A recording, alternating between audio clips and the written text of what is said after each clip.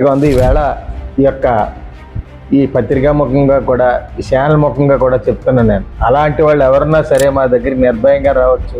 నిర్భయంగా మేము చదువు విషయంలో కానీ ఆరోగ్య విషయంలో కానీ ఎప్పుడూ కూడా పేద ప్రజలు అన్నంటూ ఉంటామని, తల్లిదండ్రులు లేని పిల్లలు అన్నంటూ ఉంటామని కూడా తెలియజేస్తున్నాను.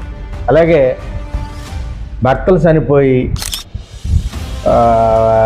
ఇంటి దగ్గర ఏ యొక్క ఆర్థిక పరిస్థితి మెరుగులేని వితంతువులు మహిళలకు కూడా మేము ఆర్థికంగా సహాయపడతాం. ఎలా అంటే వాళ్ళకి ఉద్యోగం కావాలంటే ఈ లోకల్లో కూడా ఉద్యోగం కూడా మేము ఏర్పరిచి తద్వారా వాళ్ళ కాళ్ళ మీద వాళ్ళు నిలబడేలాగా ముఖ్యంగా వితంతువుల్ని తీసుకుంటూ మేము బ్యూటీ పార్లర్ కోర్స్ ఒకటి పెట్టాం.